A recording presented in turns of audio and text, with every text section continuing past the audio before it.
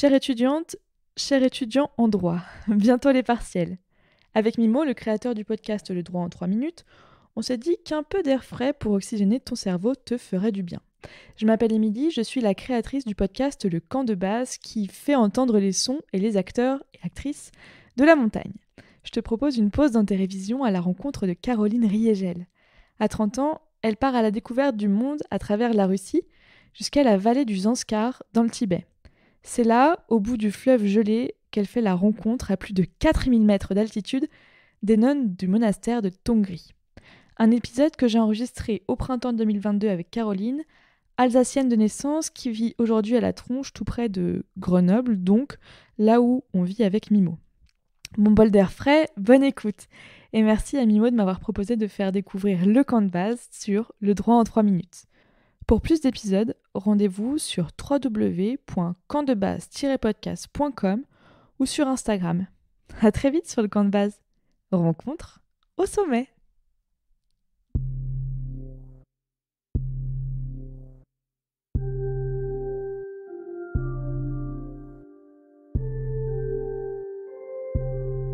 Bonjour et bienvenue à l'écoute du nouvel épisode du camp de base, le podcast des rencontres au sommet.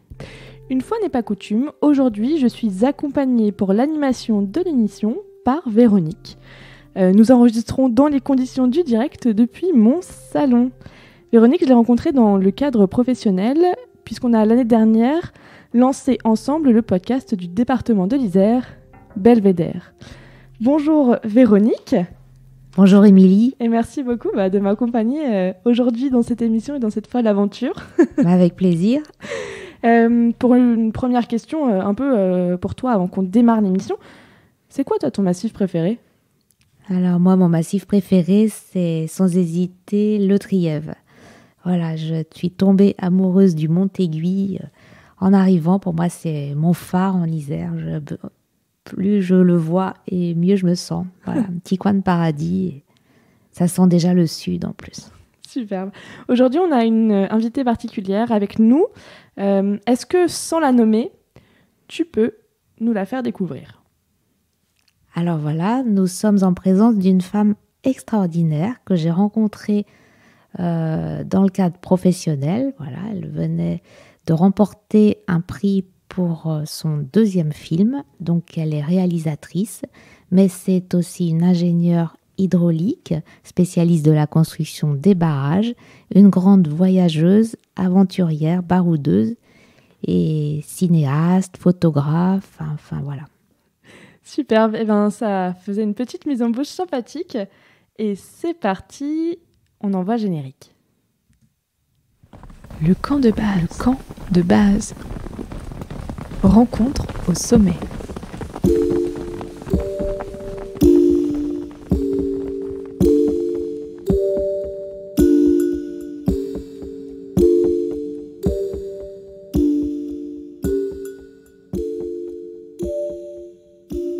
Bonjour Caroline Riegel, vous êtes réalisatrice notamment de 2 films qui prennent leur source dans la vallée du Zanskar. Merci beaucoup et infiniment d'être avec nous aujourd'hui entre 2 présentations de films et de livres. Alors avant de laisser la parole à Véronique, qui va mener l'entretien aujourd'hui, je vais vous demander ce que je demande à toutes les invitées et tous les invités qui passent dans le camp de base. C'est quoi votre camp de base à vous ? Il est dans quel massif ? Et qu'est-ce qu'on y retrouve pour votre bien-être ? J'ai créé un moment que vous alliez me demander quel massif j'avais préféré. Je ne peux pas répondre à ce genre de questions. Après, mon camp de base a évolué, mais je pense que j'ai été jusque-là plutôt nomade.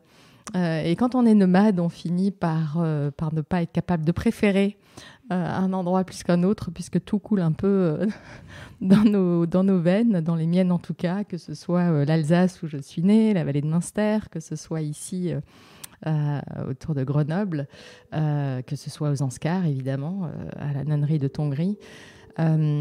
Après, j'avoue que je suis plutôt en bas et à mon goût pas assez en haut. En étant ici, c'est toujours un peu dur pour moi d'être trop proche d'une ville. C'est un peu une réponse à la normande que vous me faites pour boucler le tour. Une réponse alsacienne, pardon. Superbe, alors on prend. Vous êtes partout chez vous finalement, c'est ce que j'entends. Bah oui, quand on bouge autant que je l'ai fait, c'est quelque part presque nécessaire en fait. Sinon on peut pas être bien, c'est pas possible. Donc on apprend à être bien un peu partout en fait. Très bien, merci beaucoup pour cette réponse. À toi Véronique. Donc Caroline, vous avez réalisé 2 films sur les promesses. Les promesses de l'hiver. Les promesses de l'hiver, ouais, voilà. Sur les semeuses de joie, en fait. Voilà, et le premier, c'était Les semeuses de joie. Donc 2 films sur des nonnes et sur la vie, en particulier dans une vallée perdue de l'Himalaya, la vallée du Zanskar. Mais comment est-ce que vous en êtes arrivé là? Quel est votre parcours déjà? Parce que je sais que vous êtes ingénieur hydraulique. Est-ce qu'on peut remonter le temps? Remonter le fleuve. Oui. C'est comment est-ce que j'en suis arrivée là? C'est une bonne question. Parfois nous-mêmes, moi je me la pose, les nonnes se la posent, parce que c'est vrai que c'est tellement incroyable, avec un peu de recul. Et en même temps, c'est pas complètement fortuit. Quand j'avais 30 ans, j'ai souhaité faire un grand voyage, un voyage initiatique. Ça a été mon voyage initiatique. Je suis partie 2 ans seule à travers l'Asie, à dos de chameaux, d'ânes, de chevaux. C'est assez incroyable pour moi d'en parler aujourd'hui, parce que j'ai complètement l'impression, et c'est à peine 18 ans après, où c'était il y a 18 ans, enfin je veux dire c'est rien en soi, 18 ans, j'ai l'impression que ce voyage c'était dans une autre vie, et c'était dans un autre monde, dans un autre espace-temps ou dans un autre siècle, tellement les choses ont changé et tellement je ne pourrais absolument pas revivre ce voyage ni d'autres que j'ai pu faire de la même manière aujourd'hui. Et c'est assez troublant. Mais toujours est-il qu'à ce moment-là, j'ai 30 ans, je pars seule et j'ai vraiment cette volonté de m'immerger auprès de gens qui vivent, qui pensent autrement, de repousser toutes les contraintes que nous impose le monde, le système, nos études, peu importe, le monde du travail, etc. Non pas que j'ai voulu être en fuite, au contraire, j'ai réalisé, et plus fortement encore au travers de ce voyage, la chance inouïe que j'avais eue en tant que femme aussi, de pouvoir étudier aussi longuement, aussi loin, aussi fortement que je le voulais, de pouvoir partir seule et décider d'aller faire le voyage que je rêve de faire. J'ai mesuré en côtoyant tellement de gens qui n'ont pas, et tellement de femmes pour qui ce rêve est proprement improbable, la chance que j'avais. Et en même temps, j'avais conscience dans mes études, dans mon travail et dans mes premières expatriations, quand j'étais notamment en forêt vierge gabonaise, quelque part que aucun de ces mondes qui, aussi nourrissant soit-il, aussi généreux soit-il, n'allait me permettre d'aller bien au-delà, quelque part, de toutes ces contraintes qu'un monde impose malgré lui. Et ce que je voulais, c'était faire tomber ces contraintes pour pouvoir me sentir, me mettre au plus proche niveau des autres, en fait. Et je me suis rendu compte que dans mes expatriations, c'est naturellement déjà ce que je faisais sur mes chantiers, j'avais tellement ce besoin de me mettre à hauteur d'eux, de comprendre nos différences, de comprendre nos inégalités aussi. Peut-être que j'ai trop jeune été découvrir avec ma maman qui emmenait ses élèves d'ailleurs, mais moi elle m'emmenait un petit peu à côté comme ça, le Struthof en Alsace, un camp de concentration. Je suis quand même alsacienne, donc j'ai été au cœur d'une guerre et que j'ai jamais compris, que je comprends pas. Je comprenais pas ce que je voyais. J'ai du mal à comprendre cette incapacité qu'on a à tolérer cette différence de l'autre, cette incapacité qu'on a à ne pas avoir peur de cette différence. Et je pense que dans mon voyage, je voulais pouvoir profondément m'affranchir de tout ça pour aller embrasser pleinement, le plus fortement possible, notre capacité d'humanité et la comprendre sur le terrain, et pas au travers des livres, et pas au travers de ce qu'on peut me raconter, et certainement pas au travers des écrans. Et puis, ça a été un voyage où j'ai concentré un peu tous mes rêves. Mes rêves aussi liés peut-être à une curiosité très forte, à une endurance que j'avais très forte, à un besoin de vivre les choses à mon rythme, parce que rien n'était peut-être jamais à mon rythme, parce que on a le rythme qu'on a, hein, et certaines personnes ont une endurance très forte et ont besoin quelque part de la nourrir, de la mettre à l'épreuve, en fait. Hein. C'est pas pour rien qu'il y a des aventuriers, des entrepreneurs, des gens qui repoussent les limites, en fait. Hein. C'est, je pense, assez inhérent à notre capacité de faire et d'être. Et puis, je suis partie faire un voyage qui, comme Nicolas Bouvier peut le dire, hein, c'est un vrai voyage. C'est un voyage, en fait, où on ne va rien maîtriser. On apprend à ne plus rien contrôler et à se laisser complètement déformer. Déformer étant peut-être pas le plus beau des mots, mais ou reformer quelque part, formater, non, c'est pas un très beau mot non plus, mais on se laisse redéfinir quelque part par le voyage, par un rapport au temps qui évolue, et dans un rapport au temps, un rapport au corps, un rapport à l'esprit, un rapport au cœur qui se rééquilibre différemment et qui permet une présence très forte dans l'instant, et une conscience très très aiguisée, justement de ce qu'est notre monde, de ce qu'on est, de ce dont on est capable, d'aller mesurer quelque part, mieux comprendre la complexité aussi du réel. Et c'est dans ce voyage, au cœur de ce voyage, j'ai pris le temps de le décrire pour qu'on comprenne bien quelle incidence a un tel voyage sur l'état dans lequel je peux me trouver au moment où, au cœur de ce voyage, je rencontre par hasard Lennon, au cœur d'un hiver himalayen, qui est un confinement hivernal dans une petite vallée à 3500 mètres d'altitude, ou 3700 chez elle, où le Zanskar est complètement fermé, coupé du monde. Je voulais vivre ça c'est indéniable.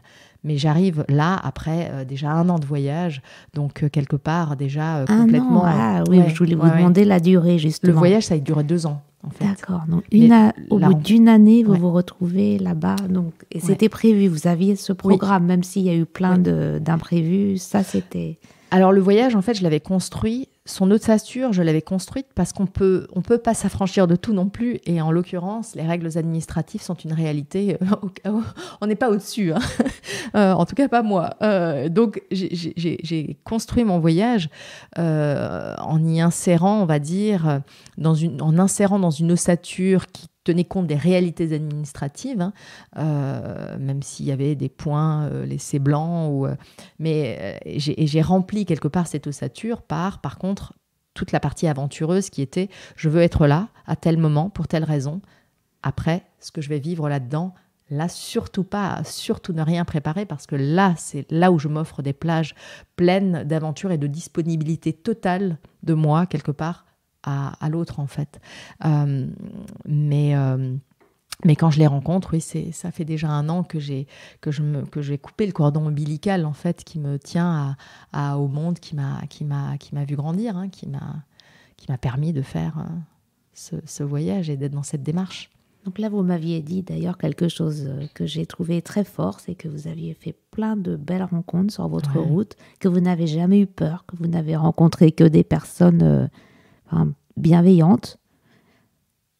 Alors en fait, et que les seuls à qui vous n'avez pas pu dire adieu, ce sont ces nonnes que vous avez pris le temps de rencontrer plus longuement.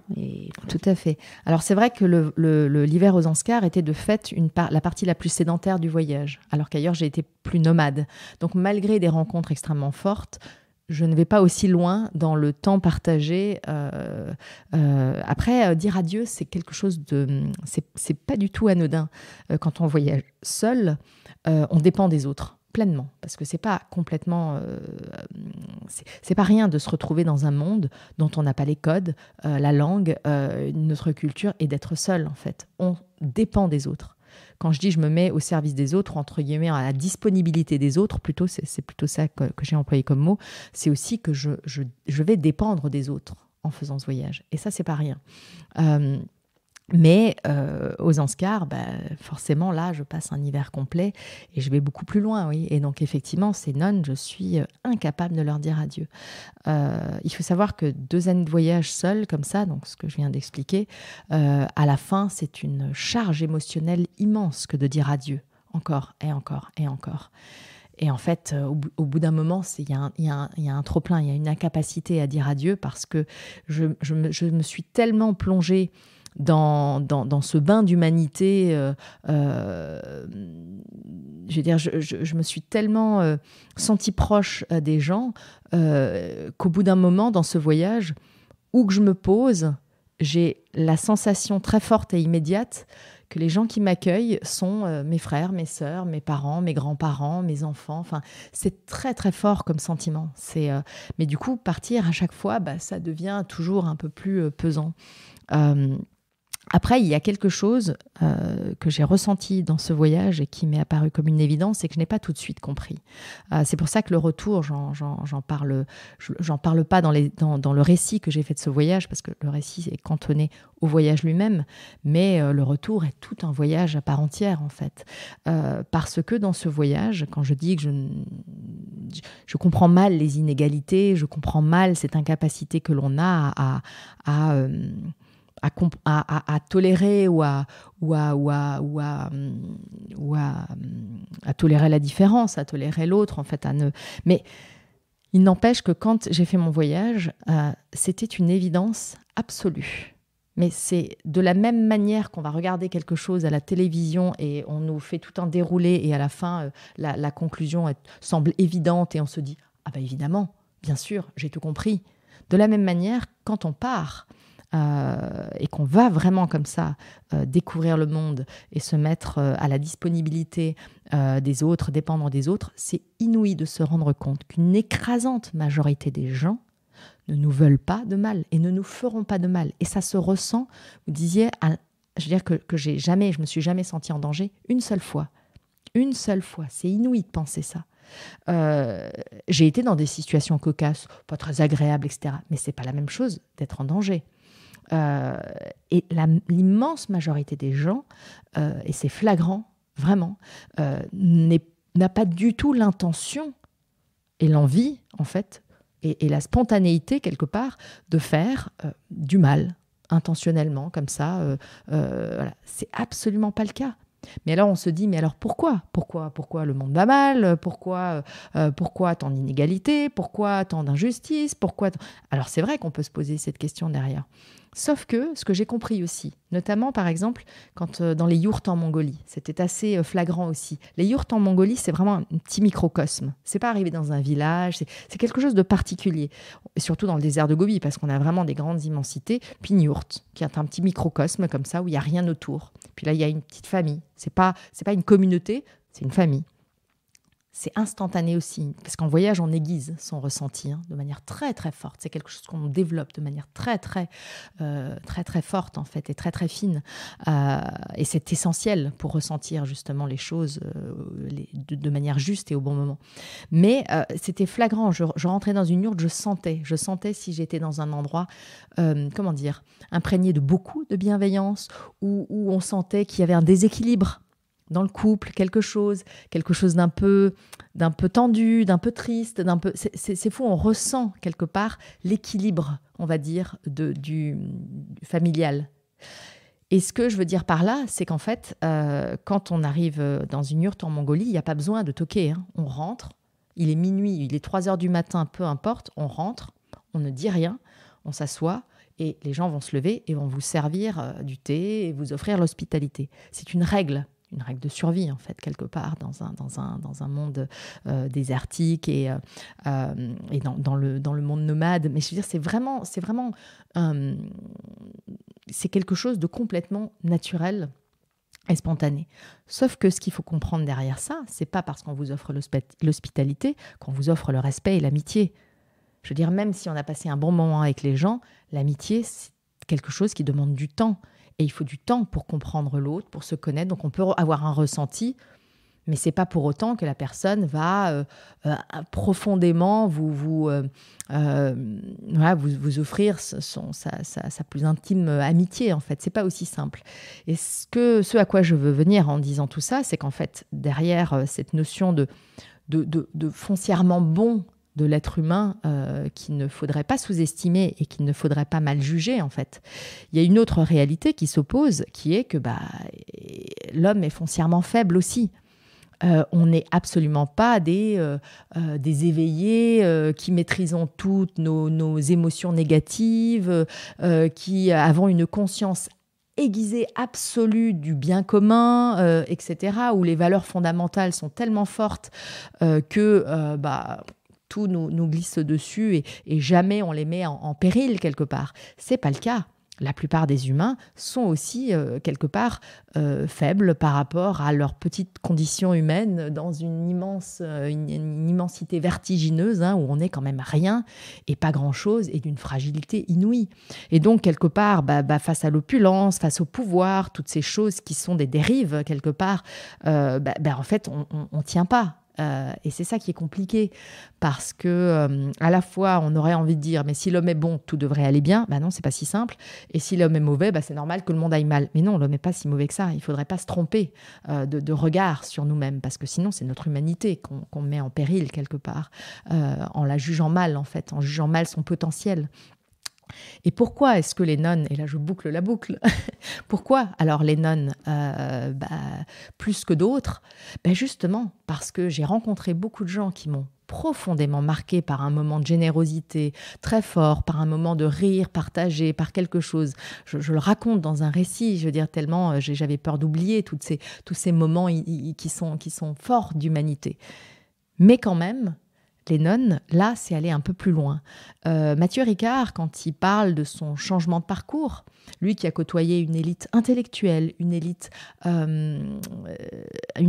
artistique par sa mère, intellectuelle par son père, scientifique par son métier, il dit, quand il a rencontré ses grands maîtres, qu'il n'avait jamais rencontré dans toute cette élite quelqu'un qui soit à ce point intègre au quotidien avec ses valeurs, comme ses grands maîtres, qu'il a suivi après pendant une vingtaine d'années avant d'être l'homme qu'on connaît aujourd'hui et qui porte tout ce qu'il porte aujourd'hui. Moi, je peux dire la même chose des nonnes, en fait. Je n'avais quand même pas rencontré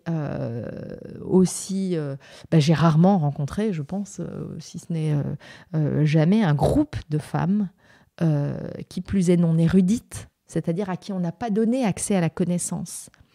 Ça ne veut pas dire qu'elles n'ont pas d'intelligence et du cœur et de l'esprit, mais elles n'ont pas la connaissance qui leur donne un certain pouvoir quelque part.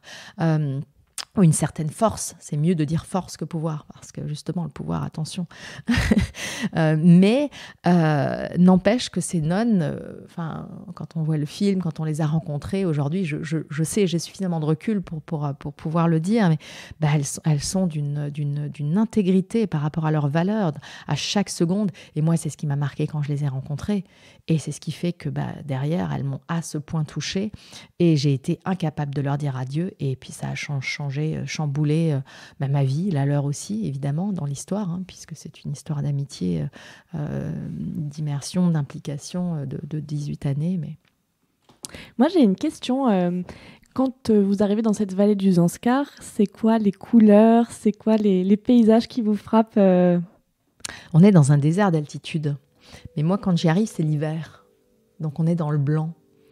Le blanc, c'est aussi, quelque part, une forme de pureté. Tout un paysage qui est tout blanc. C'est un paysage... je ne sais pas, vous aimez la montagne, je ne sais pas si vous aimez l'hiver, mais c'est vrai qu'il y a quelque chose de particulier à voir un paysage complètement blanc. Il y a une forme de pureté, de douceur, de légèreté. Et pourtant, on est dans un monde très rude. L'hiver, c'est très, très rude en réalité, à 3700 mètres d'altitude. Mais et l'été, on va être dans un désert d'altitude, beaucoup plus minéral. Donc, c'est des couleurs de terre, des couleurs de roche, peu de vert. Et le ciel. Et la grande barrière himalayenne. Donc, on est tout petit, en fait, face à une sorte de forteresse minérale. Et pourtant, il y a là une petite vallée, comme ça, quelque chose de très accueillant, parce qu'au cœur de la vallée, malgré tout, un petit peu d'ouverture, mais c'est presque comme un nid, en fait. Et justement, ces nonnes, donc c'est un couvent, on peut dire que c'est un couvent? Oui, une nonnerie, moi je dis nonnerie, mais oui, on pourrait dire couvent. Hein. Une nonnerie, donc vous avez cette nonnerie face à vous, dans cette vallée blanche.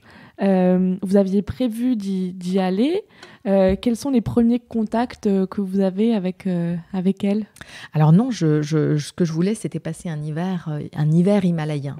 Je voulais passer un hiver himalayen dans ce blanc, dans ce grand Himalaya, dans ce grand blanc, un hiver coupé du monde. Ça, oui, ça c'est quelque chose que je voulais profondément vivre.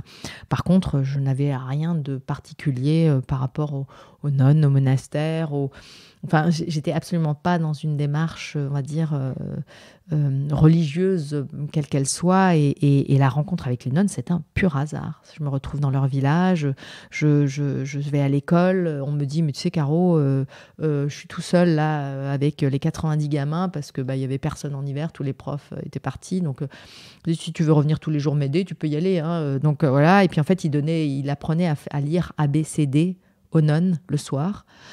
Et donc là, il me dit, tiens, tu montes avec moi si tu veux. Et là, je rencontre les nonnes. Et là, on a commencé un éclat de rire qui dure depuis 18 ans, en fait. Hein. D'où ça vient, cette joie des nonnes qui sont dans des conditions de vie quand même très difficiles, qui vivent chichement, qui n'ont pas accès à l'éducation.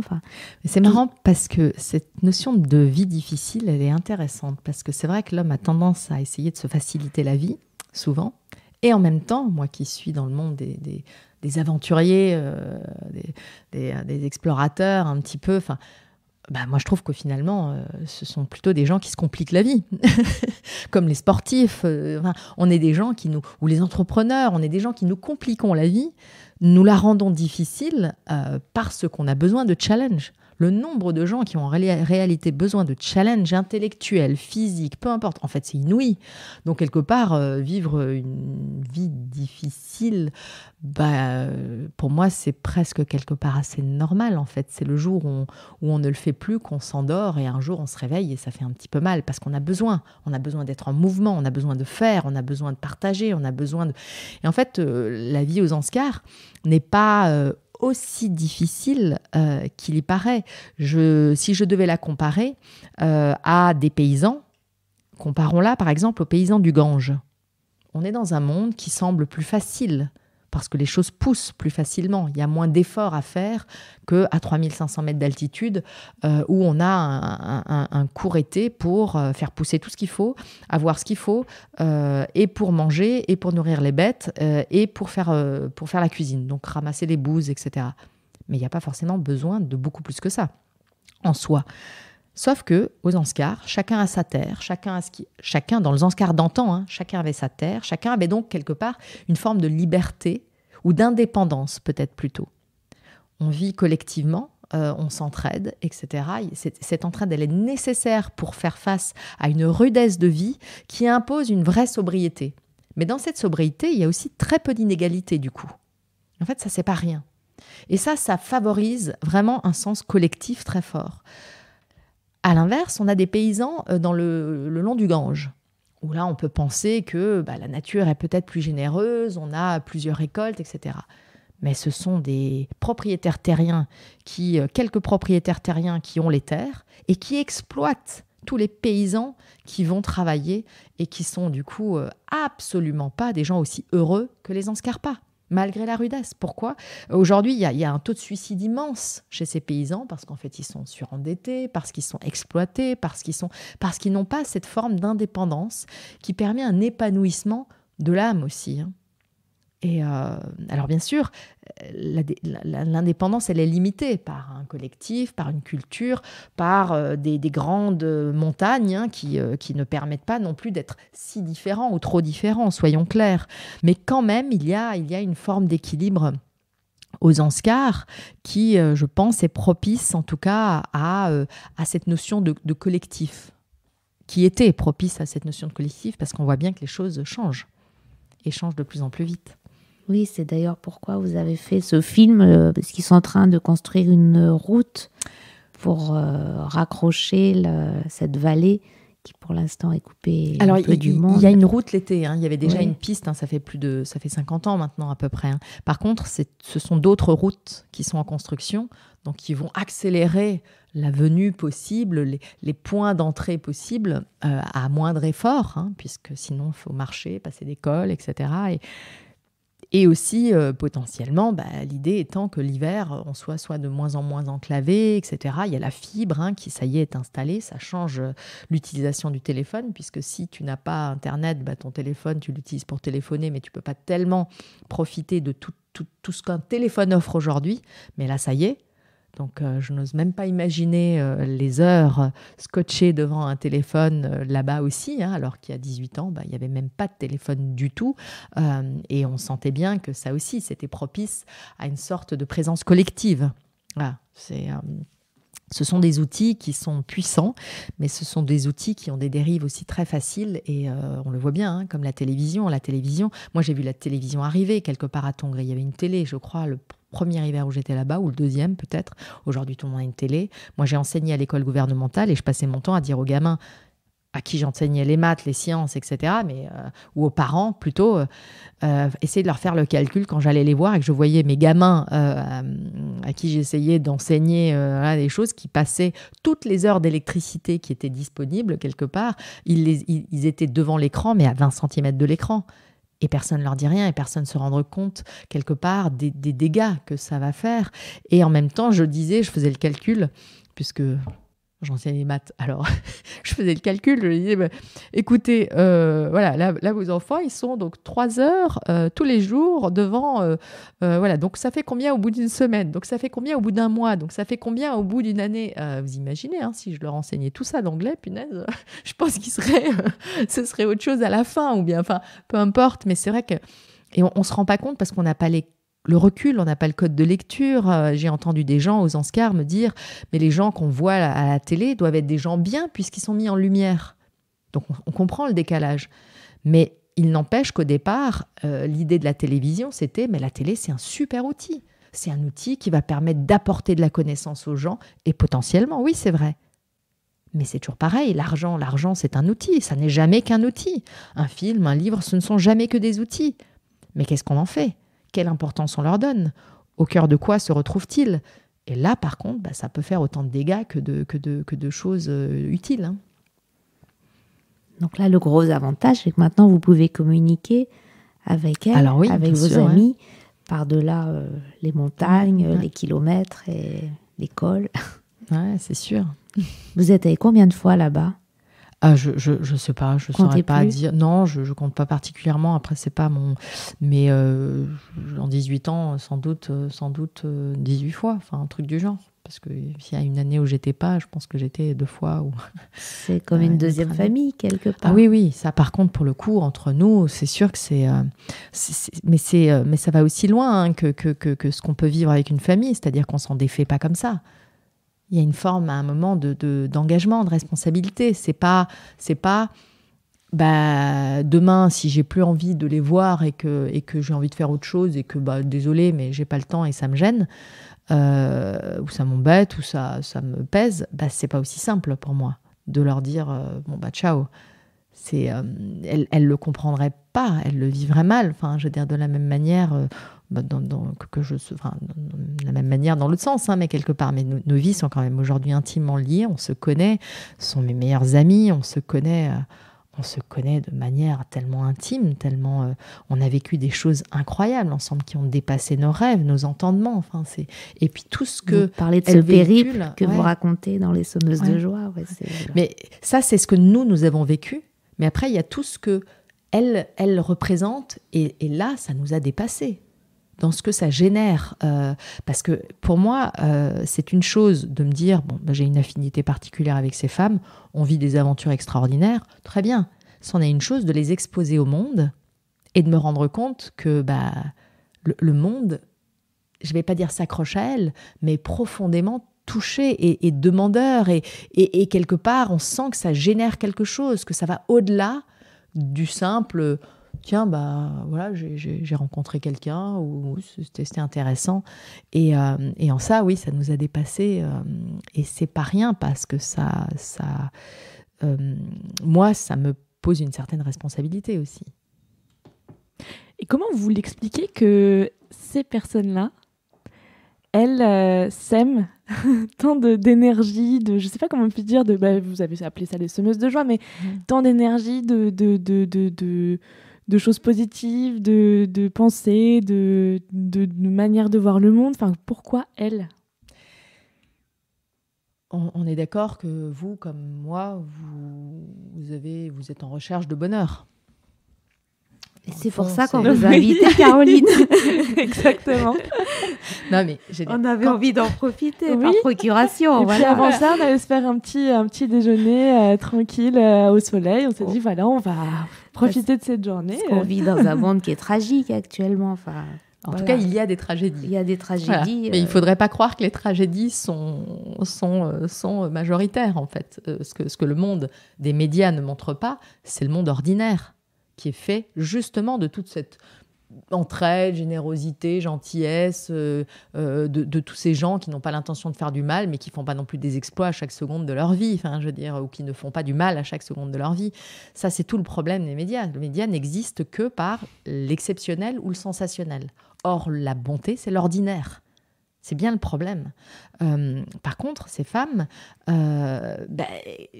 je disais, vous avez envie d'être dans le bonheur, quand on est pleinement dans le bonheur, quand tout d'un coup on est face à des gens qui vous permettent un moment absolu de bonheur, qu'est-ce que ça fait en soi ? Et ces nonnes, c'est ça, vivre avec elles. Quand je les appelais des semeuses de joie, mais la nonnerie de Tongres, c'est une maison du bonheur. C'est du bonheur 24 heures sur 24. Parce que le bonheur, chez elles, n'est pas une façade qui masque une souffrance intérieure. Non, ce sont des femmes qui ont une réelle conscience du bonheur, qui ont un réel sens de l'harmonie, qui sont du coup capables de nous regarder avec cette générosité de bonheur inouïe, sans juger, en défaisant entre elles et l'autre, quelque part, toutes les couches qui font qu'on juge, mais qu'on juge pour se protéger, qu'on juge parce qu'on n'est pas à l'aise, parce qu'on ne sent pas, parce qu'on ne sait pas, parce qu'on n'a pas assez de force par rapport à nos valeurs, parce que justement, et qu'on a peur de ne pas être à la hauteur, ou de pas, je ne sais pas toujours de quoi d'ailleurs, mais et ces femmes sont capables de ne pas être comme ça, c'est-à-dire de regarder l'autre sans un jugement et d'aller directement au cœur. Et donc, en fait, elles éveillent. Elles sont, c'est comme si elles allumaient, elles étaient capables d'allumer l'interrupteur ou la lumière à l'intérieur. Et là, ça nous fait un bien fou. Ça nous fait un bien fou parce qu'on est une majorité de gens, quand je disais qu'on était une majorité de gens foncièrement bons, mais une majorité de gens en souffrance. En souffrance, pourquoi ? Parce que c'est ce que raconte le film Dans ce qu'est les promesses de l'hiver, c'est cette notion d'arrachement au bonheur. Et en fait, ça c'est un enjeu quand même extrêmement important. L'arrachement au bonheur, c'est le sort de nos vies. C'est-à-dire qu'on est tous en recherche du bonheur, le bonheur étant très individuel, parce qu'il peut être très différent d'une personne à l'autre. Et la joie, dans cette histoire, d'ailleurs, c'est le langage d'expression du bonheur. Et c'est un truc qui n'existe que dans le collectif. C'est un langage, c'est justement... Mais cet arrachement au bonheur, on a des moments de bonheur, ils nous sont propres, et puis on en est arraché, soit parce qu'on ne maîtrise pas les choses à l'intérieur, parce qu'on a la colère qui prend le dessus, parce qu'on a une frustration qui prend le dessus, donc c'est quelque chose qui vient de l'intérieur et qui nous arrache à cet état de bonheur, soit parce qu'il y a une catastrophe naturelle, je ne fais pas de raccourci entre les deux, mais il y a tout un étalage de choses qui vont nous arracher au bonheur. L'enjeu, c'est quoi ? L'enjeu, c'est comment est-ce qu'on digère ces émotions négatives que cet arrachement au bonheur nous fait. Et là, il faut avoir des ressources en soi. Il faut avoir des ressources dans le collectif. Quand on n'est pas soi un éveillé capable justement de surmonter de tout ça parce qu'on a une pratique inouïe, parce qu'on a une connaissance inouïe, etc. Et elles n'ont pas cette pratique, cette connaissance inouïe, mais elles ont déjà à la base une intelligence du cœur, de l'esprit, du corps qu'elles ont quand même... qu'elles pratiquent, et elles ont cette intelligence collective. Elles ont quelque chose de collectif qui est très fort, qui est aussi quelque part une force pour une source pour justement gérer ces moments de difficulté liés à ces arrachements au bonheur. Alors elles en vivent moins que d'autres. Nous, on en vit plus souvent, je pense, et plus fortement. Mais tout l'enjeu, il est de ne pas permettre en tant qu'individu que cette mauvaise digestion de cet arrachement, en fait, se transforme en quelque chose qui va être destructeur. Destructeur pour soi, destructeur pour le bien commun. Et c'est là tout l'enjeu, tout le problème. Parce que quand je disais que l'homme est foncièrement bon, c'est-à-dire qu'il ne va pas se précipiter sur quelqu'un d'autre en face et lui planter un couteau dans le dos, il n'y a qu'une minorité absolue de gens qui font ça, je veux dire, franchement. Par contre, l'homme, digérer tout ça, c'est pas simple. Et comment il l'exprime et comment il le transforme, beaucoup de gens transforment ça à un moment en quelque chose qui est destructeur. Une dépression, ça va être destructeur pour soi. Mais Poutine, c'est une frustration accumulée qui devient destructrice pour le bien commun. C'est pas plus, pas moins que ça. C'est pas génétique à la base. Ça, je pense que ce serait une erreur de le croire. Ça veut dire qu'il n'y a pas quelque chose dans l'air du Zanskar ou dans l'air de cette nonnerie qui fait qu'il y a une étincelle de bonheur qui vient. Et non, il n'y a pas de miracle. Après, il y a des contextes, il y a des choses qui sont plus propices que d'autres. Je veux dire, de l'air pur, des rires autour de soi, c'est plus facile que du bruit qui nous irrite et que, je ne sais pas, des mauvaises ondes qui font que ça rentre en résonance dans le cerveau et que ça nous fait mal à la tête. C'est indéniable. Mais quand même, il ne faudrait pas non plus croire que ces femmes, c'est parce qu'elles sont profondément naïves, vivent dans un monde et qu'elles sont coupées du reste du monde, donc des problèmes du monde, ou parce qu'elles s'entendent, elles s'adorent et que donc les choses sont simples, le vivre ensemble est simple. Il ne faudrait pas croire ça. C'est pas vrai du tout. Et moi, en 18 ans, j'ai fini par vraiment comprendre ça. Et je les ai vues à l'épreuve, je les ai mises à l'épreuve même quelque part, en les exposant, en les emmenant. Et en fait, non. C'est parce qu'elles travaillent au quotidien et qu'elles ne lâchent rien. C'est ce tout petit rien, c'est là qu'il y a l'essentiel. Si on lâche une fois par rapport à nos valeurs, c'est comme si on revenait en arrière de 1000 ans. Et derrière, il faut refaire tous les efforts que ça représente pour en arriver là à nouveau. C'est pour ça que ces valeurs sont quelque chose de tellement compliqué, de tellement laborieux, et que les détruire, c'est aussi facile, parce que ça, c'est quelque chose dans la vie qui est assez inexplicable pour moi. Grandir, construire, c'est long et c'est laborieux. Détruire, ça semble toujours un peu plus simple, un peu plus instantané. Une catastrophe, une éruption volcanique, une balle, ça vous détruit tout d'un coup. Des décennies de... Mais ça, c'est comme ça. C'est peut-être ce qui donne de la valeur, c'est peut-être ce qui donne... je ne sais pas si c'est là qu'il faut y comprendre notre capacité d'humanité. Est-ce que c'est là qu'elle a trouvé ses racines, ses sources ? J'en ai aucune idée. Mais quand même, une fois qu'on comprend ça, on comprend effectivement l'importance du petit rien. Et ne pas se dire, non mais ça... Parce que ces femmes ne lâchent rien. Elles ne lâchent rien à chaque instant, et justement, c'est en ça qu'elles deviennent extrêmement vulnérables face au changement. Parce que quand les changements s'accélèrent, on ne peut plus être dans ce « je ne lâche rien » et à chaque instant, etc. Parce qu'on devient complètement submergé. Et en fait, notre humanité, elle est au péril, elle est mise en péril par l'accélération des changements, pas par le changement lui-même. Le changement, l'impermanence, c'est un fondement bouddhiste. C'est la vie, c'est une évidence. Les nonnes, elles ne sont pas en lutte contre le changement. Elles n'ont pas peur particulièrement du changement. Mais si le changement s'accélère, là, par contre, notre humanité devient vulnérable. Leur humanité est vulnérable. Cette petite maison du bonheur qui ne lâche jamais rien, elle devient extrêmement vulnérable. Et en fait, l'accélération du changement, le curseur de la vitesse du changement, c'est l'humain qui le définit. C'est pas la nature. Ouais, finalement, c'est comme si d'un tout petit vent, on avait une grosse bourrasque, et puis 2, et puis 3. Et du coup, c'est un peu ça, si on devait faire une métaphore de on se prend trop d'un coup. Et la question... tient plus, ouais. Et la question que je me posais, moi, c'est ces nonnes, elles arrivent comment dans ce monastère ? Et finalement, tu avais la même question. Est-ce qu'elles viennent toujours ? Voilà, parce qu'il y a... Malgré tous ces changements... Il y a toujours des vocations, parce qu'elles prennent de l'âge. Ces nonnes, en 18 ans, elles ont... Alors, ce n'est pas vraiment des vocations, c'est assez intéressant. Et là, en fait, il faut comprendre à quel point le bouddhisme est ancré dans la vie quotidienne. Je disais que c'est un travail au quotidien. Il n'empêche qu'il y a quand même quelque chose qui tient toutes ces nonnes ensemble quelque chose qui est au-dessus du réel, qui est leur volonté d'éveil, un truc commun à toutes. C'est sûr que si elles devaient toutes avoir une vision radicalement différente, le collectif serait quand même plus compliqué. Hein. Faut pas se leurrer non plus. Hein. Je veux dire, surtout ne pas idéaliser. Hein. Mais n'empêche que je vois bien à quel point c'est un travail au quotidien. Et en même temps, c'est intéressant parce que ce n'est pas une vocation vraiment pleine. C'est pas forcément si simple à expliquer.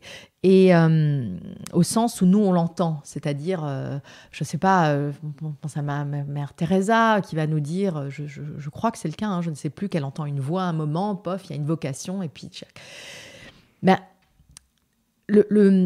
aux Zanskars, pour tous les Zanskarpas bouddhistes, hein, l'éveil ou la réincarnation, c'est pas une croyance. C'est un fait, c'est une évidence. Donc de toute façon, être nonne ou être moine, c'est une avancée dans l'échelle. Et c'est là aussi que dans cette logique d'échelle, Zanskar, les promesses de l'hiver, montrent que homme, c'est plus avancé dans l'échelle que femme. Donc c'est là où il commence à y avoir des limites avec ce que moi je peux comprendre et accepter, on va dire. Où je ne suis pas tout à fait pleinement d'accord, évidemment. Mais est-ce qu'elles l'ont intégré, ça ? Ah oui, oui. Ouais, d'accord. Ouais. Mais c'est très intéressant de comprendre comment chacune l'a intégré. Et certaines l'intègrent ça passe au-dessus de la tête, je veux dire, et d'autres c'est un fait de société, quoi. Avec une souffrance, en fait, à l'intérieur. Et en transformant ça en quelque chose qui est une forme de mépris pour la femme, justement. Parce que une femme comme Tashi Angmo, qui est la plus érudite, en fait, et qui donc a quelque part en elle, et c'est là où je vais revenir après à comment elle devient nonne, mais qui est érudite et qui a quelque part... très jeune, une maturité très forte, des velléités de faire tous les efforts que l'on demande sur ce chemin de l'éveil, quelque part, parce qu'elle a compris, parce qu'elle est sensible à ça. Et là, très, très honnêtement, je veux dire, le Siddhartha Gautama Bouddha, au départ, il n'avait pas genré l'éveil, hein, il n'avait pas dit que les hommes pouvaient atteindre l'éveil et pas les femmes, soyons clairs. L'histoire, elle commence après dans le concret du quotidien, et là, c'est un peu plus compliqué. Mais au départ, c'est pas le cas. Et on le voit bien aujourd'hui. On voit bien maintenant qu'on a pu laisser des femmes quelque part faire ou vivre à hauteur d'hommes. Non, je suis désolée. Les femmes sont capables de choses aussi extraordinaires que les hommes. Et il suffit de laisser... C'est une question de potentiel intérieur. Et là, parmi les nonnes, il y a des femmes comme Tashi Angmo qui ont ce potentiel intellectuel, cette volonté aussi, hein, cette ambition quelque part et cette persévérance et cette ténacité à vouloir faire le maximum dans ce but qu'elle s'est fixé, qu'elle éveille. Sauf que c'est une femme, c'est une nonne, elle est en bas de l'échelle. Et donc, quelque part, elle a, comme beaucoup de pauvres ont, une chape de plomb au-dessus d'elle. Et en fait, on va lui dire, maintenant, toi, il va te falloir beaucoup plus de générations que d'autres, ou de réincarnation que d'autres, pour pouvoir faire le travail que tu as envie de faire là, maintenant, dans cette vie, parce que tu as conscience que tu peux le faire, que tu as envie, que ça vient de... Eh ben non, on freine quelque part, on met sous tutelle, ou je ne sais pas trop comment le dire, enfin, on met sous silence, on met sous confinement, on met sous... quelque part, tout ce potentiel, et cette volonté, et cet enthousiasme, et cette énergie qui est là et qui ne demande qu'une chose, c'est s'exprimer. Mais comment est-ce qu'on transforme ça, en fait ? C'est une souffrance. Ça l'a été pour Tashi Angmo, et aujourd'hui je comprends mieux pourquoi une Tashi Angmo, si on commence à parler du sujet de la femme, va me dire, alors qu'elle rayonne de cette bienveillance, de cette, c'est inouï, cette femme, ce qu'elle dégage, en fait, là, chez elle, je ressens une souffrance qui s'est transformée en, la femme c'est de la merde. Et c'est comme ça. Et une femme, évidemment, c'est bien moins qu'une femme. Donc, un homme qui commet, je vais dire quelque chose de rude, mais un homme qui commet un meurtre, c'est moins grave qu'une femme qui fait des bêtises, parce qu'en fait, un homme est beaucoup plus puissant. Et de par cette puissance, quelque part, on va excuser bien de ses méfaits. Avant, peut-être que vous reveniez, c'est hyper intéressant, on est accroché à vos lèvres avec Véronique. Avant que vous reveniez sur peut-être la vocation, comment est-ce qu'elle devienne nonne, il y a un concept que vous avez appelé, qui, moi, me parle pas forcément. Peut-être que vous pouvez nous l'expliquer, c'est le concept d'éveil. Ça veut dire quoi exactement dans la religion bouddhiste ? ce concept. Je suis peut-être pas la mieux calée pour expliquer vraiment pleinement ce que c'est, mais voilà, c'est au bout d'un processus de réincarnation. Atteindre l'éveil, c'est être dans une maîtrise parfaite, c'est ne plus être justement soumis à la souffrance du cycle des vies humaines. Ne plus être dans le bardo, je crois qu'on dit. Après, je ne vais pas employer de mots techniques parce que je ne suis quand même pas extrêmement calée. Mais l'idée, c'est que c'est le bout d'un processus. C'est faire partie tout d'un coup du tout. C'est être dans l'amour absolu. C'est quand on atteint l'éveil, la colère, le truc, tout ça n'existe plus quelque part. C'est quelque chose dont on s'est complètement affranchi. Et on a atteint... de connaissance. Parce que pour moi, dans ça, c'est un appel à un socle de connaissances où on est éveillé. Voyez. Non, alors les connaissances vont contribuer à atteindre, et de façon presque inévitable, je crois, mais pas forcément. Parce qu'il y a, par exemple, dans l'histoire du bouddhisme tibétain, il y a les 84 Mahasivas. Ce sont des gens qui n'ont pas forcément eu cette érudition que l'on pense indispensable pour atteindre l'éveil. Ce sont des gens qui, parce qu'ils ont eu une pratique du cœur ou de la bienveillance ou de quelque chose d'extrêmement, du karma en fait, extrêmement forte dans leur vie, un potier, quelqu'un qui, je ne sais plus, qui gravait des pierres, enfin, il y a différentes... et qui ont atteint l'éveil dans une vie. Alors, c'est représentatif, mais je veux dire, donc ça montre que non, c'est pas forcément, mais cette connaissance va souvent quand même être utile pour essayer de progresser dans cette maîtrise karmique qui fait que on progresse, on monte pour atteindre à un moment cette sorte d'unité avec le tout, être dans cet état d'empathie absolue, d'amour absolu. Enfin, je sais pas, chacun le définit après comme il veut. Moi, je le comprends à peu près comme ça. Mais... Ouais, non, c'est hyper intéressant. Tout à l'heure, vous faisiez l'image de la figue quand vous parliez de tout ce qui est avec vos mains, de tout ce qui reliait les nonnes. Du coup, pour revenir à cette histoire de vocation, entre guillemets, est-ce que atteindre cet éveil, c'est ce qui relie toutes ces nonnes dans ce lieu-là, ou c'est pas du tout le cas Si, c'est quelque chose qui les relie pleinement, tout à fait. Mais c'est un peu ambivalent, parce que du coup, on leur dit qu'en tant que femmes, dans l'échelle sociale, elles ne pourront pas l'atteindre, et pourtant, elles sont quand même dans ce lieu-là. Donc, comment est-ce qu'elles y arrivent ? Ah oui, mais attention, il y a la réincarnation. D'accord. C'est-à-dire que pour un bouddhiste, c'est rarement dans une vie, très très rarement dans une seule vie qu'on y arrive. Donc cette notion de réincarnation, là c'est une interprétation personnelle, mais pour moi c'est assez génial parce que, je veux dire, elle étale quelque part le temps et elle impose une forme de patience. La patience, la tolérance étant une des 6 valeurs fondamentales dans le bouddhisme. Et c'est qu'il en faut du temps pour atteindre l'éveil. Quand on voit, si on nous décrit ce que c'est que l'éveil, franchement, on sent bien que c'est dur. Et moi, je n'ai pas l'impression que je serais capable d'y arriver dans cette vie-là, par exemple. Mais quand on se dit, on a plusieurs vies, mais par contre, attention, ça ne veut pas dire qu'il faut s'endormir sur ses lauriers. Il faut travailler chaque vie pleinement pour pouvoir... Donc, être nonne, c'est vraiment être sur le bon chemin quelque part. Et on peut espérer, quand Tsering Dolma dit moi je veux être réincarnée en nonne, et je pense que je le serai, c'est parce qu'elle n'ose pas imaginer être réincarnée en moine, on va dire, parce que c'est encore une réincarnation supérieure, mais n'empêche qu'elle espère quand même être réincarnée en nonne et pas en laïque, on va dire, parce que elle espère continuer ce chemin de travail qu'elle fait, et elle estime qu'elle en a fait une partie dans cette vie en faisant suffisamment de prières, peu de mal, et etc., quoi.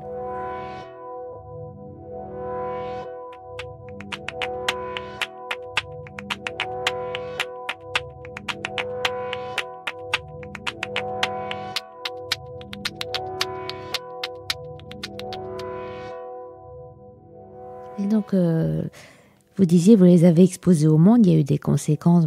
Je veux dire, déjà, ça produit quelque chose, la vision de ces films, ça, sur nos regards, nous, d'occidentaux, ça nous apprend à voir autrement la vie, ou à montrer qu'un autre chemin est possible, du moins.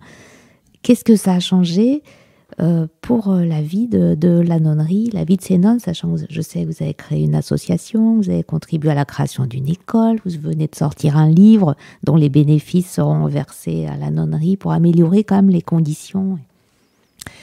Alors, ce sont deux choses très différentes de les emmener quelque part que toute la partie plus matérielle, effectivement. Moi, j'ai été frappée d'entendre mes amis me dire un nombre incalculable de fois qu'elles étaient des ânes, qu'elles ne savaient rien, On parlait de de maintenir quelque part. Il faut savoir qu'une femme aux Anscars, moi je suis une femme, c'est un voyage qui m'amène là-bas, seule. J'ai 30 ans et je traverse l'Asie seule. De chameaux, de chevaux, il n'y a rien qui m'empêche de faire ça. Personne ne m'empêche de faire ça. Et on ne peut pas me dire que j'en suis pas capable. Je suis en train de prouver que j'en suis capable et je fais de mal à personne.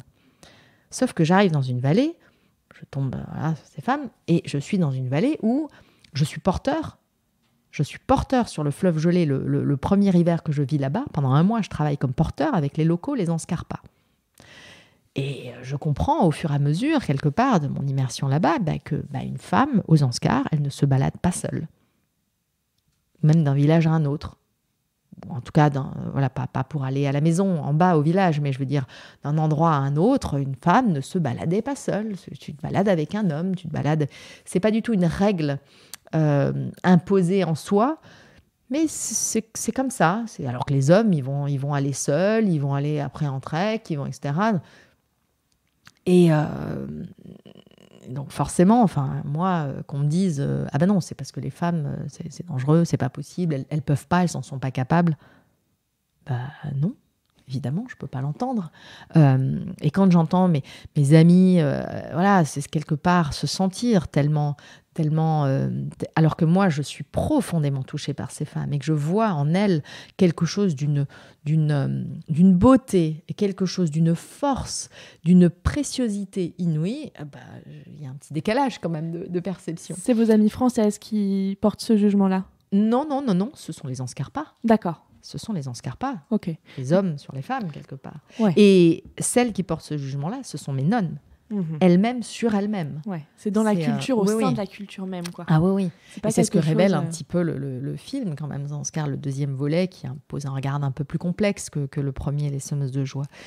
Mais, et quelque part, à la fois en les emmenant dans le voyage en Inde, il y a cette notion de responsabilité que j'endosse. C'est plus du tout la même démarche que d'aller là-bas, d'apprendre, de donner mon temps, d'apprendre tous les gestes, d'enseigner, etc. Mais dans le fond, je n'ai aucune responsabilité. C'est très facile. Je m'immerge, j'apprends. C'est assez fabuleux à vivre. Mais à un moment, je passe à une sorte de deuxième stade dans mon implication.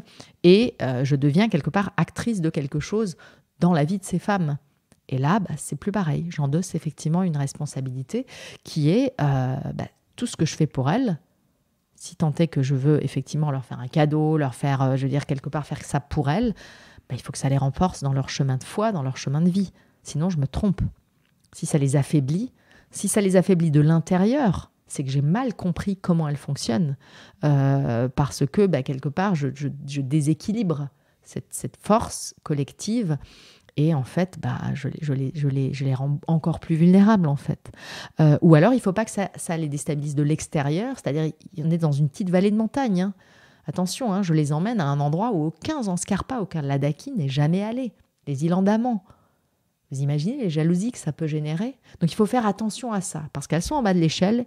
Et les gens qui ont le pouvoir, s'ils ne sont pas contents, c'est jamais sur les gens qui sont en haut de l'échelle qui vont se permettre de verser leur colère quelque part. C'est sur les gens qui sont en bas de l'échelle. Et donc, il fallait que je fasse attention à tout ça pour qu'au moment où on parte, quelque part, il n'y ait aucun retour de bâton qui vienne de l'intérieur ou qui vienne de l'extérieur. Mais de la même manière, en prenant une caméra qu'on a apprivoisée ensemble avec les nonnes, ici, le réflexe, c'était plutôt de dire « mais il faut que tu filmes, qu'on voit comment elle change ». Mais justement, si elle change radicalement, je me suis plantée quelque part. Parce que ça veut dire que tout changement radical, faut le digérer. Quand je parlais d'arrachement, c'est pas si simple. Alors que vivre quelque chose de manière fluide, de manière douce, c'est pas du tout la même chose. C'est justement vivre les choses au rythme qui convient, où ça nous renforce de l'intérieur petit à petit. Mais ça se voit pas comme ça de manière évidente. Il n'y a pas un avant, un après comme ça évident. Par contre, aujourd'hui, après 18 ans, je peux dire que si le Dalai Lama se retrouve face à elle aujourd'hui, elles vont lui montrer tout le respect qui se doit, mais elles ne vont pas hésiter à lui parler, à lui poser des questions, par exemple. Quand dans le Zanskar, les promesses de l'hiver, on voit Yangdol et Kessang qui viennent me chercher sur le fleuve gelé, il faut imaginer ce que ça représente en fait. C'est inouï. Quand je disais qu'une femme ne voyageait pas seule, ne bougeait pas seule, a fortiori le fleuve gelé. Et là, Kessang et Yangdol, parce qu'on a fait le fleuve gelé ensemble pour aller en Inde, parce qu'elles ont vu tellement de choses qu'en fait tout ça, ça leur semble tout d'un coup, mais alors absolument pas insurmontable, absolument pas difficile. Enfin, c'est bon, elles ont vu, elles ont fait. C'est des femmes fortes, c'est des femmes pragmatiques, c'est pas des femmes... Elles ont bien compris que c'était pas un problème. Donc là, en fait, c'est inouï d'imaginer qu'aujourd'hui, Kessang Yangdol, c'est pas moi qui leur dis « je veux que vous veniez me chercher ». C'est elles qui disent « ah, Caro, tu viens cet hiver ?»« Ah non, mais on vient te chercher. » Parce qu'elles ne veulent pas que j'ai à payer des gens qui vont profiter trop facilement, etc. Parce qu'elles veulent venir m'aider, parce qu'elles me doivent ça, parce que j'ai fait tellement pour elles, parce qu'elles voient bien les efforts que je fais et que pour elles, c'est autant d'efforts qu'elles se sentent l'envie de faire. Et donc, et c'est la deuxième fois qu'elles font ça, qu'elles me cherchent comme ça l'hiver. La première fois, c'était Phuntsog Dolma Yangdol.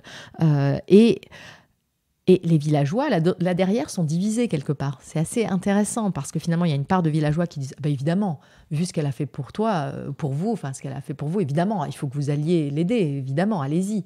Et puis une autre part qui est plus peureuse, on va dire, qui du coup dit mais non, le tchadar, quand même, c'est pas rien le tchadar. Non, mais les hommes, ils vont aller la chercher, c'est bon. Et non, c'est nous, on sait bien comment c'est. Elles sont tellement pragmatiques, réalistes. Mais ce qui est inouï, c'est de se dire que les villageois aujourd'hui, sans que moi j'ai eu quoi que ce soit à dire, parce que mon jugement à moi, c'est le mien, mais j'ai pas à l'imposer quelque part, sans que j'ai quoi que ce soit à dire, finalement aujourd'hui, on est dans un village où des villageois, même si spontanément ils n'auraient pas dit allez-y, acceptent que ces nonnes, et ça les choque plus, que ces nonnes finalement accompagnent quelques hommes du village et disent on marche avec vous et on va faire le fleuve gelé parce qu'on va aller chercher Caro et on va revenir en faisant le fleuve gelé. C'est inouï de penser ça. Donc vous imaginez la force intérieure, l'élargissement des possibles qu'en fait toute notre histoire a généré chez elle. Et derrière ça, c'est tout un village qui est obligé d'évoluer, de changer, d'accorder tout d'un coup aussi plus de valeur à ces femmes. Et c'est là le vrai changement qui est nécessaire d'avoir, qui rend fort cet héritage ancestral et qui le rend moins vulnérable quelque part face justement à tous les changements et toutes les menaces de demain quelque part. Je t'en prie, Véronique. C'est une note d'optimisme. Oui. Ouais, ce qui est assez intéressant, c'est peut-être de se poser la question de comment est-ce que ce périple, il est décidé. Est-ce que c'est vous qui le proposez ? Est-ce que c'est elles qui disent si tu pars, et où est-ce que tu pars ? Est-ce qu'on peut venir avec toi ? J'imagine... Ni l'un ni l'autre. Ouais. Zut, j'avais une troisième option. Ouais. Là, c'était quoi la troisième option ? Je dirais que il y a peut-être une décision collective ou je sais pas, il y a une carte postale qui arrive, un truc un peu poétique où vous vous dites on irait bien ensemble là-bas. on se rapproche un peu sur la troisième option, même si c'est pas tout à fait ça, mais on se rapproche en effet. Non, en fait, c'est aussi simple que ce que notre amitié représente. C'est-à-dire que je suis quand même là en train de me lier d'amitié avec des femmes. Moi, c'est ce que je dis à un moment dans les promesses de l'hiver. En fait, tout nous sépare, sauf notre condition féminine. C'est-à-dire que je suis une femme, ce sont des femmes, mais je viens quand même pas du même monde. Moi, j'ai étudié, je suis diplômée, moi, je critique tout, j'ai un esprit critique. Elles ont un cœur inouï, une générosité inouïe. Elles viennent pas du même monde, on n'a pas grandi dans le même espace-temps, vraiment. Enfin, on n'a pas le même quelque part, la même croyance, le même... Et pourtant, voilà, on a une amitié qui dépasse le temps, les frontières, etc. Sauf que, oui, mais dans cette amitié, il y a quand même des déséquilibres. Moi, je suis une fenêtre sur le monde. C'est un voyage qui m'amène à elle. Je leur raconte, forcément. On parle des heures. On parle des soirées entières. On discute des heures. Parfois, on est là jusqu'à je ne sais pas quelle heure. Et on parle, on échange. C'est inouï le nombre d'heures qu'on a passé entre nous à parler, en fait. Mais forcément, là-dedans, je vais leur raconter à un moment le monde, que ce qui m'a amené. Je peux leur parler du Tibet, de la Mongolie, de l'Inde, etc. Et puis je me rends compte qu'en fait, c'est toujours moi qui parle du monde. Et une année, je reviens du Pakistan. Je travaille au Pakistan. On est juste de l'autre côté d'une frontière qui est hermétique. De part et d'autre, les gens sont convaincus de quelque chose qui se passe de l'autre côté, qui n'est pas la réalité. En fait, vous êtes la carte postale. Je suis la carte postale. Mais à un moment, c'est un déséquilibre dans notre amitié. C'est toujours moi qui viens. C'est moi qui connais tout de chez elles. Je leur montre des photos de chez moi et je vois bien comment elles réagissent à certaines choses. Une photo de ville, je me souviens, puis elles disent « Oh, c'est beau !» Comment ça, c'est beau? Aujourd'hui, elles sont comme moi, parce qu'on est très, très similaires à bien des égards, en fait. Les villes, elles n'en sont pas fans. On n'est pas né dans les villes, on n'est pas citadine vraiment au cœur. Là, et finalement, elles ont compris. Après Delhi ou après Paris, c'est pas ça qui les fait rêver. Mais avant, tu vois un truc, tu idéalises, tu sais pas du tout ce que ça représente, etc. Et en fait, on blanchissait un chorten ensemble, on riait, mais vraiment on riait, c'était une journée de délire. On se marrait, on bossait ensemble. Enfin, c'était... Et je ne sais plus ce que j'ai dit, mais j'ai dû dire quelque chose. J'ai dû parler d'une carte postale, j'ai dû parler d'un lieu, je ne sais plus où, je ne sais plus quoi, je ne sais plus à quel moment c'était. Est-ce que j'ai parlé du Pakistan? Est-ce que j'ai parlé... Je ne sais plus trop. Mais c'est sorti tout seul. C'est là où c'est intéressant, parce que c'est pas calculé dans la tête. C'est pas du... J'ai lâché. Mais ce serait tellement bien si on voyageait ensemble, parce que comme par dépit, c'est toujours moi qui raconte le monde. Et puis en fait, et là, il s'est passé quelque chose. Là, par contre, c'est des étoiles dans les yeux. Mais déjà, dans ce délire dans lequel on était, de joie, etc. Et puis en fait, là, c'est un tremblement de terre. Et là, ce qui rend possible le fait d'imaginer ça et de se dire, mais en fait, pourquoi pas, c'est qu'on a déjà un socle de confiance les unes entre les... Et en fait, dès le départ, je sais qu'elles me font pleinement confiance. Et je sais que je leur fais pleinement confiance aussi, en fait. Et je sais que la problématique pour réaliser ce rêve, c'est pas vraiment nous, c'est, comme je disais, tout ce qui nous entoure et bien comprendre quand même de l'intérieur aussi qu'est-ce que ça représente. Et c'est là où il y a tout le travail qui commence pour rendre ce rêve possible, en fait. Et après, ça nous a dépassés, de toute façon. Et comment est-ce que ce voyage, il se passe? Est-ce que vous pouvez nous raconter un peu comment vous décidez d'aller en Inde L'Inde, c'est leur pays, en fait. Oui. Donc, quand je les emmène en Inde, on peut refuser à personne de ne pas connaître son propre pays. Évidemment. Ne serait-ce que parce que c'est ton propre pays. C'est pas le pays à l'autre bout du monde qui décide des règles, des lois qui vont quelque part t'imposer ton cadre de vie quand même. Mais c'est marrant parce que pour connaître un tout petit peu, je n'y suis jamais allée, mais pour mettre un peu... j'ai vu des films sur le Zanskar. J'ai l'impression que c'est pas la même culture, notamment parce qu'il y a la ville et la montagne. Par rapport à l'Inde ? Par rapport à l'Inde. Là, on n'est pas dans le même monde. Et c'est pour ça, du coup, c'est presque comme si c'était un autre pays. Mais c'est juste qu'administrativement, du coup, il n'y a pas de barrière. C'est ça que mais le Zanskar fait partie de l'Inde. Ouais. Donc, du coup, il n'y a pas de barrière. Du coup, vous vous dites, collectivement, vous décidez que c'est dans ce pays. J'ai une chance à ce moment-là, quelque part, c'est que l'Inde offre une diversité comme peu de pays. Je veux dire, dans tous les extrêmes. Climatique, géographique, culturel, linguistique, religion, tout ce qu'on veut. Enfin, c'est inouï ce que l'Inde offre de diversité et dans vraiment des extrêmes très, très forts. Et donc là, moi, j'ai quelque part la chance de pouvoir les emmener découvrir un pays qui montre... beaucoup. Je veux dire, leur pays, c'est pas juste le Zanskar, parce que c'est sûr que faire le tour du Zanskar, ça aurait été beaucoup plus limité dans ce que ça allait leur apporter. Et en même temps, le Zanskar fait pleinement partie de l'Inde. Et vous partez combien de temps ? 4 mois. 4 mois. Et financièrement, du coup, comment est-ce que ça se passe ? Et là, c'est ce que j'ai expliqué au début, c'est-à-dire que je sais qu'il n'y a que moi qui peux faire ce rêve. Donc après, financièrement, c'est de l'argent que j'ai mis de côté, c'est mon argent, parce que c'est ma promesse. C'est une promesse personnelle que je leur fais, en fait. À l'inverse de tout ce qui relève du développement derrière par rapport à l'association, C'est pas du tout la même chose de les emmener, où la responsabilité m'incombe pleinement, et donc financièrement aussi. Il n'y a pas de raison que je demande à d'autres de me donner de l'argent pour faire ça, sachant que rien n'est jamais gratuit, hein, faut pas croire, ni aux Oscars ni ici, hein, et que trouver de l'argent, c'est chronophage. Donc dans le fond, je veux dire, je bosse, je mets de l'argent de côté, enfin, je n'ai pas d'enfant, je fais la chose la plus simple qui soit. Hein. Par contre, quand il s'agit du développement, c'est-à-dire aujourd'hui de partager les bénéfices, des outils qui sont les nôtres, les livres, les films, de construire l'école, le réservoir d'eau, d'ancrer la nonnerie dans son temps pour pas qu'elle soit trop vulnérable déjà et qu'elle ait une certaine force matérielle qui est en accord avec le monde tel qu'il est aujourd'hui. Le Zanskar n'est plus en autarcie comme il y a 70 ans. En autarcie, il y a 70 ans, quand personne n'avait rien, mais que tout le monde avait rien ensemble, ça changeait la donne. Donc, c'est pas tout à fait pareil. Le but, c'est pas du tout d'enrichir la nonnerie au-delà de ce qui est nécessaire, en fait. Mais la pauvreté, c'est encore autre chose. Et je n'ai pas du tout envie que la nonnerie devienne pauvre en soi. La nonnerie dans autarcie n'était pas pauvre, matériellement parlant. La vie était rude pour tout le monde de manière équivalente, les règles étaient bien établies. Là, les choses changent. Et là, c'est plus pareil. Mais là, par contre, ça relève du développement. Et le développement, c'est collectif. La pérennité de tout ce qu'on fait, elle est liée à l'implication villageoise, à l'implication des nonnes, à la conscience des nonnes, des villageois, etc., de la valeur de tout ce que ça représente. Et en fait, c'est collectif. Et si moi, je donnais que mon argent là, ce serait une erreur. Ce serait une faute au final.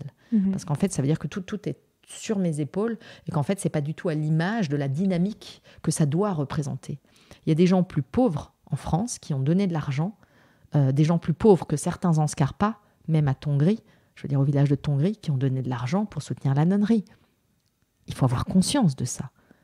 Et les nonnes ont conscience de ça. Les villageois, c'est moins évident parce qu'ils ne sont pas venus, parce que je les ai pas. Je veux dire, il faut pas. Mais les villageois, n'empêche qu'ils sont dans cette dynamique qui inclut film, voyage, une certaine aura autour des nonnes, des fonds que ça amène, et du coup la possibilité de faire des choses. Mais quand on a commencé, moi j'ai vécu plusieurs années. J'ai appris la langue, j'ai donné mon temps. J'étais la vagabonde de service, j'étais pas du tout la riche qui avait amené de l'argent sur la table en disant maintenant je vais vous aider. Dès le départ, j'ai pris le temps de connaître, de comprendre, de désidéaliser toute ma relation aux Zanskar. Si bien que quand j'ai amené de l'argent, grâce au film, je veux dire, mais j'ai pu dire aux villageois, j'ai pu dire, les nonnes, j'avais rien à leur dire, elles avaient vu, elles étaient venues en Inde, en France, donc elles ont vraiment une conscience de ce que ça représente, d'efforts, de valeurs, etc., de collectifs, etc. Elles sont à l'image de ça. Mais les villageois, j'ai pu leur dire, écoutez, c'est pas de l'humanitaire. Hein. On a fait un voyage en Inde, on les a vus, les pauvres en Inde. Le Zanskar n'est pas pauvre comparativement aux pauvres qui mangent par terre dans la rue en Inde. C'est pas comparable pour dessous. Donc là, je peux dire ça aux villageois. On est allé, j'ai emmené les nonnes ont été témoins de tout ça. Et je peux dire aux villageois, écoutez, on a une chance inouïe. C'est d'avoir une histoire commune, ensemble. Je fais partie de cette histoire, de ce collectif quelque part. Et on a pu faire un film, on a pu faire des choses, ça nous génère de l'argent. Cet argent, il est nécessaire. Il est tout à fait nécessaire, c'est-à-dire que c'est pas non plus je sais pas quoi en faire, parce que si je sais pas quoi en faire, on va le donner à des gens qui sont vraiment dans la nécessité, mais on en a besoin pour la nonnerie, c'est indéniable. Quand je dis que les nonnes n'avaient rien, c'est peu de le dire. Hein. Il est nécessaire, par contre, il va pas falloir le gâcher. Parce que si on le gâche, et les nonnes seront d'accord avec moi, on arrête tout, et cet argent, je le donne à des gens qui vraiment sont... donc c'est une chance, et des chances comme ça, on n'en a pas 100 fois dans la vie. Donc il ne faut pas la gâcher. C'est ça que j'ai pu dire aux villageois. C'est incroyable. Je crois qu'on pourrait encore discuter 2 heures. Est-ce que je te laisse la primauté de la dernière question, peut-être, Véronique ? Oui, mais là, je sais que donc vous poursuivez la promotion du film. Vous partez à La Réunion, je crois. Oui, ça c'est une belle récompense. Ouais.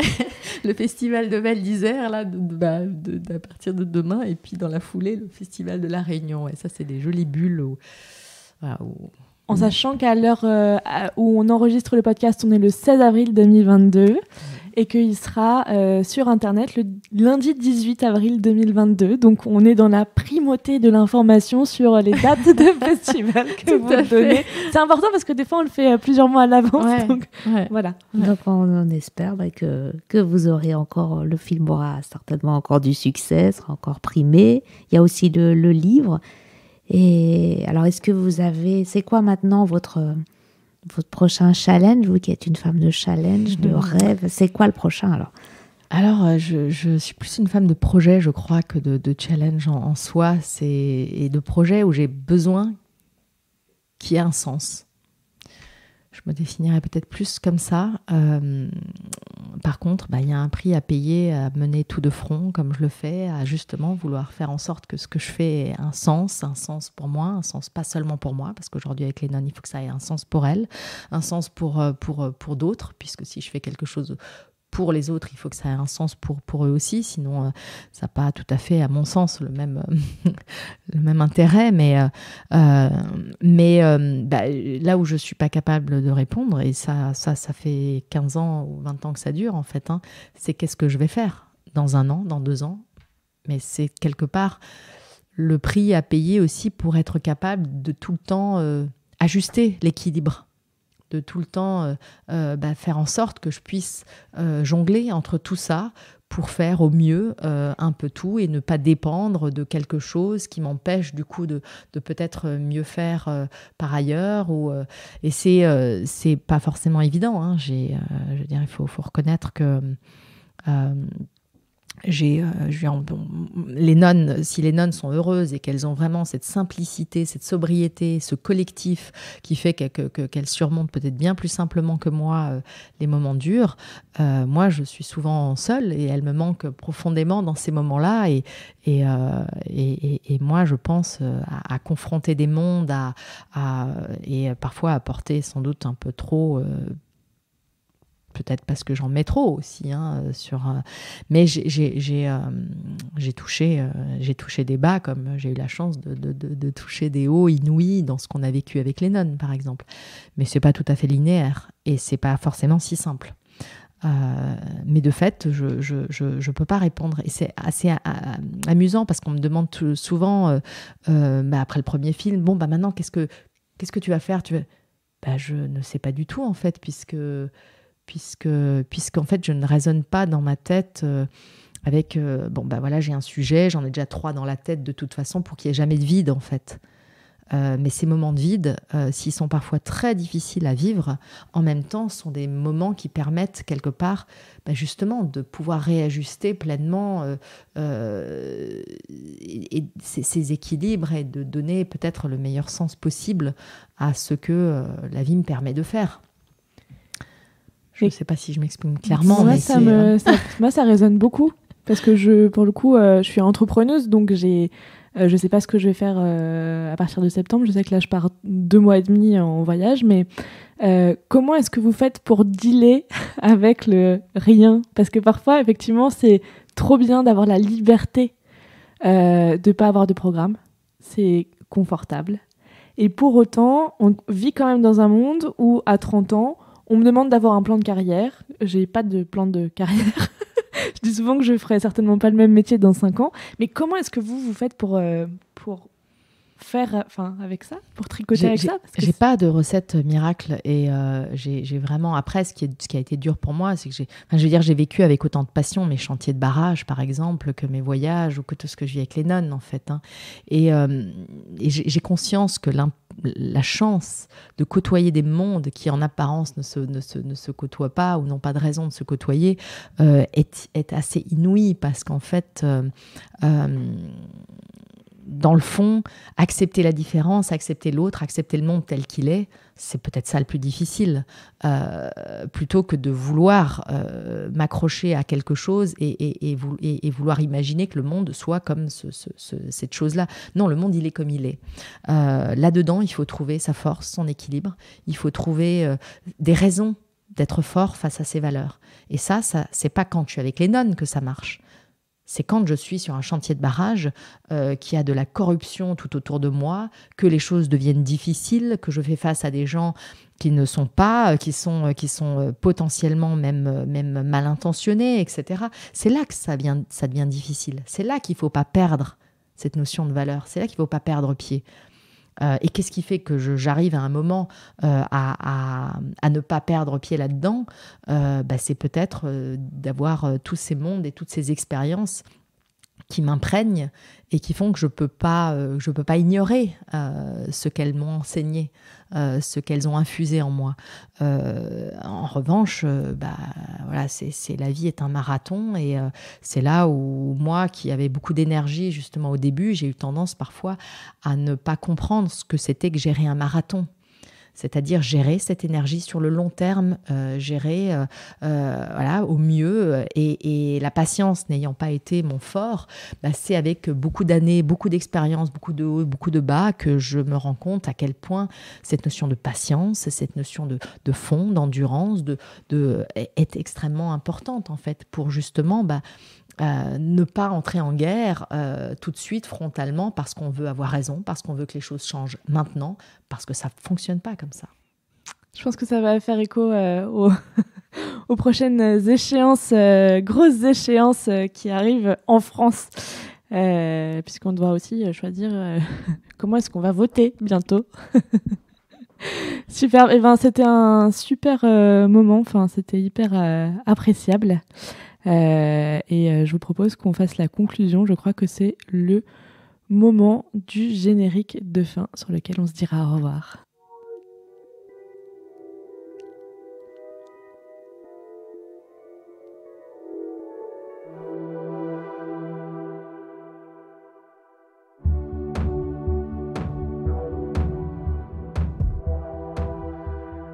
Eh bien, le camp de base, saison 1, épisode 12, avec Caroline Riegel. C'est fini pour aujourd'hui. Merci infiniment, Caroline, d'avoir été avec nous aujourd'hui. C'était vraiment un super moment. Enfin, moi, j'ai été un peu ébahie. Je crois que j'ai eu la bouche ouverte une grande partie de l'émission. Merci à toutes les deux. Oui, et merci à vous pour ce voyage, cette leçon aussi de patience, de vie, de philosophie. Voilà, ça fait beaucoup de bien. Et merci Véronique d'avoir été là, parce que c'était un premier format qu'on essayait toutes les deux. C'était vraiment super génial. Eh bien oui, à refaire volontiers. Oui.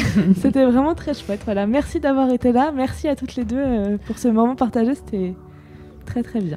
Merci. Merci beaucoup. Au revoir Émilie. Prenez soin de vous. Et puis on rappelle aux auditeurs et auditrices qui ont écouté ce podcast qu'ils peuvent retrouver toutes les informations sur campdebase-podcast.com. À très vite.